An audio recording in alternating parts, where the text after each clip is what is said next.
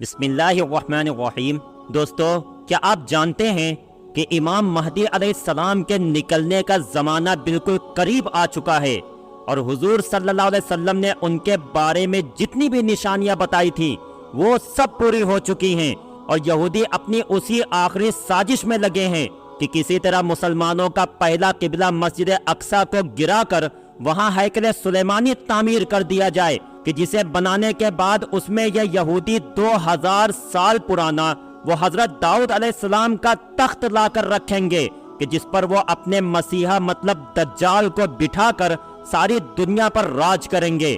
اسی لیے اسرائیل آج کل پورے فلسطین کو مٹانے پر لگا ہے، اور اسی جنگ کے دوران ہی ان کا خاص ٹارگٹ ہے کہ وہ مسجد اقصی کو گرا کر وہاں تھرڈ ٹیمپل مطلب ہیکل سلیمانی کو تعمیر کر دیں۔ اس کے پیچھے کی پوری پلاننگ 1897 میں ہی یہودیوں نے ایک نقشہ بنا کر لی تھی، اور آج وہ اپنی اسی پلاننگ کو پورا کرنے جا رہے ہیں۔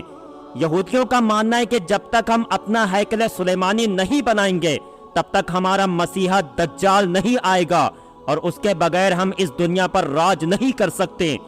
آج سے 100 سال پہلے جب ہٹلر نے انہی اسرائیلی یہودیوں کو چن چن کر مارنا شروع کیا تھا، تو یہی اسرائیلی بچ بچا کر ایک ناؤ میں سوار ہوئے تھے، اور اپنی ناؤ پر لکھ دیا تھا کہ اے لوگو، ہماری آخری امید مت توڑنا۔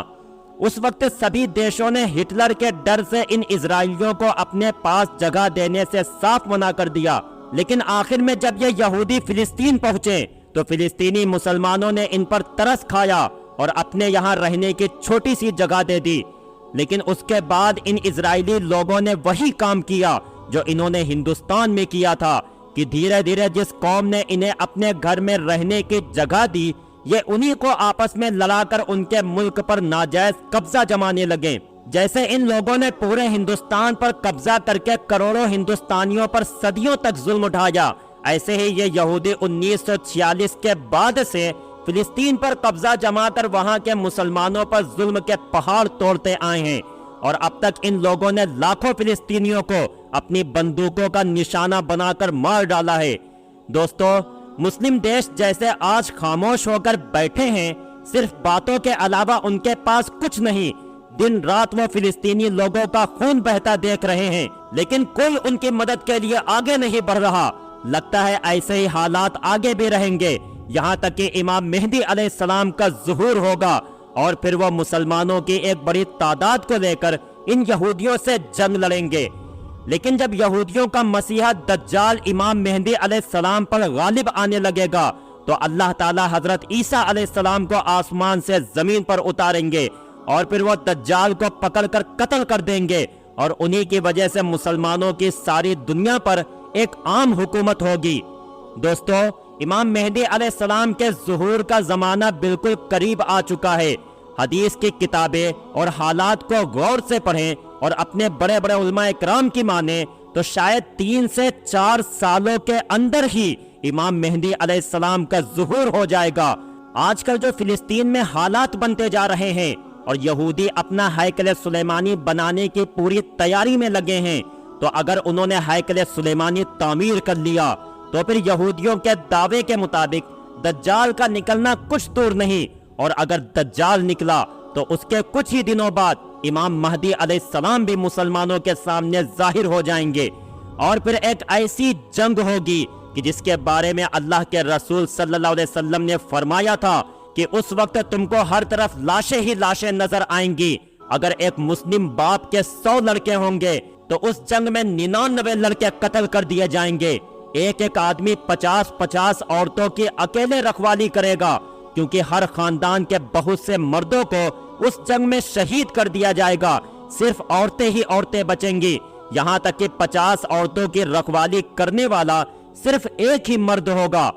حضور صلی اللہ علیہ وسلم کا فرمان ہے کہ اے لوگو، جب دجال نکلے گا تو اس وقت تم سب خراسان سے کالے جھنڈے نکلنے کا انتظار کرنا۔ یاد رکھنا، اس وقت میری اولادوں میں سے ایک انسان پیدا ہوگا کہ جس کا نام میرے نام پر محمد ہوگا، اس کے باپ کا نام عبداللہ ہوگا اور اس کی ماں کا نام آمینہ ہوگا۔ وہ خراسان کی طرف سے کالے جھنڈے لے کر نکلنے والے لشکر کی قیادت کرے گا۔ تم سب اس کا انتظار کرنا، وہ دجال سے جنگ لڑے گا۔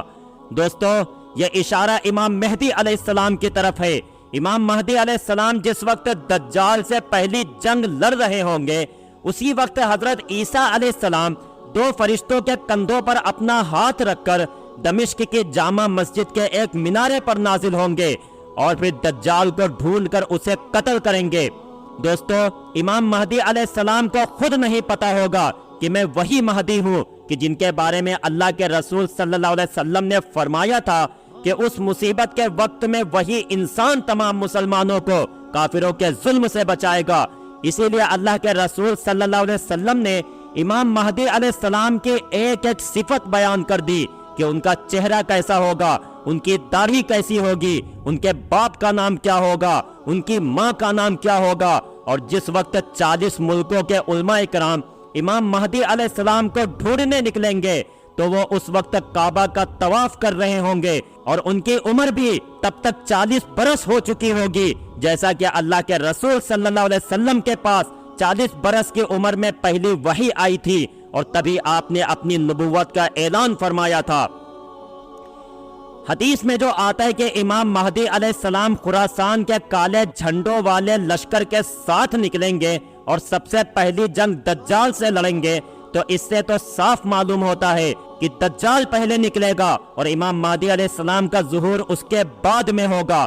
دجال جیسے ہی نکلے گا تو وہ سب سے پہلے پوری دنیا کا کھانا پانی اپنے کنٹرول میں کر لے گا اور لوگوں کو ایک ایک دانے کے لیے ترسا دے گا۔ اب جو بھی دجال کو اپنا خدا مان لے گا تو وہ اسے پانی کھانا سب کچھ دے گا، لیکن جو اس کا انکار کرے گا تو وہ اسے بھوک اور پیاس میں تڑپتا چھوڑ دے گا۔ یہاں تک کہ روایتوں سے معلوم ہوتا ہے کہ جس وقت دجال آئے گا اس وقت لوگ 2-2 3-3 مہینے کے بھوکے پیاسے ہوں گے اور بھوک اور پیاس کی شدت کی وجہ سے زمین کو چاٹ رہے ہوں گے۔